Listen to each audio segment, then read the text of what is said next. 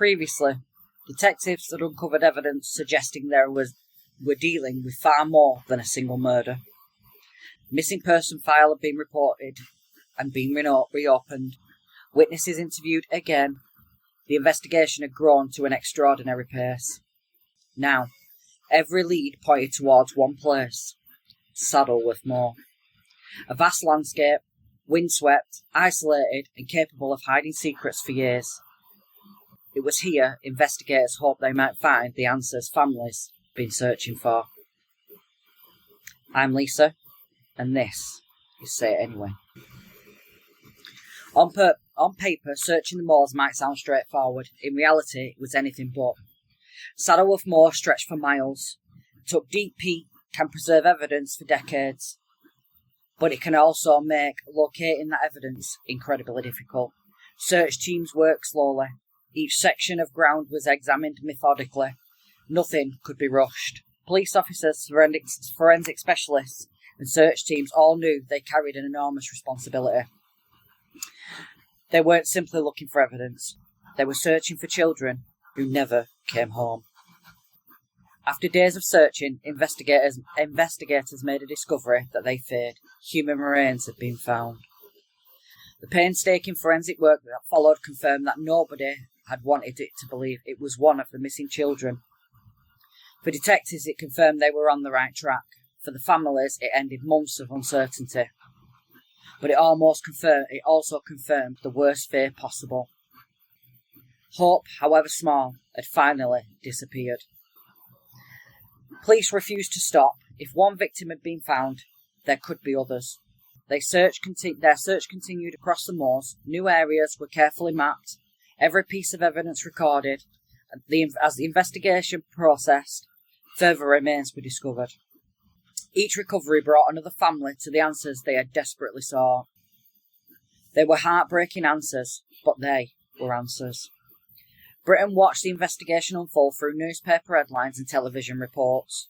The nation that had once hoped that these children would somehow be found alive was now forced to confront an unimaginable truth. While search teams worked on the moors, detectives continued to assemble the evidence, witness statements, recovered property, photographs, documents, maps. Every item recovered during the investigation was examined carefully. The case against those responsible wasn't built upon a single discovery. It was built piece by piece, each witness, each document, each forensic examination. Together they formed a compelling picture of what had happened. In April 1966, the case came before the courts. Public interest was immense. People across Britain followed the developments, not because they wanted entertainment, but because they wanted answers. The prosecution carefully presented months of investigation work.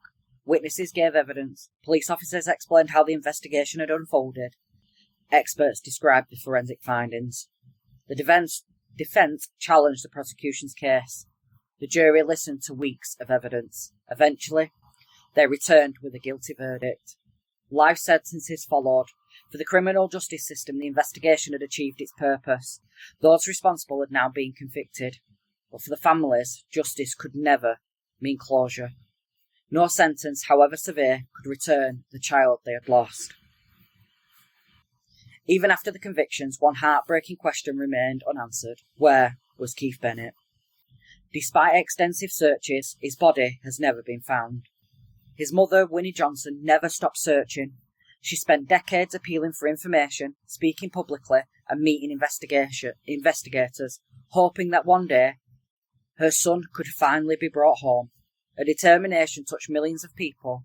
She wasn't seeking revenge, she was simply wanted the chance to lay her son to rest. Sadly, the opportunity never came during her lifetime. The convictions marked the end of the trial, but they did not mark the end of the story. Searches would continue for decades, fresh appeals would be made, and one family would continue waiting for answers.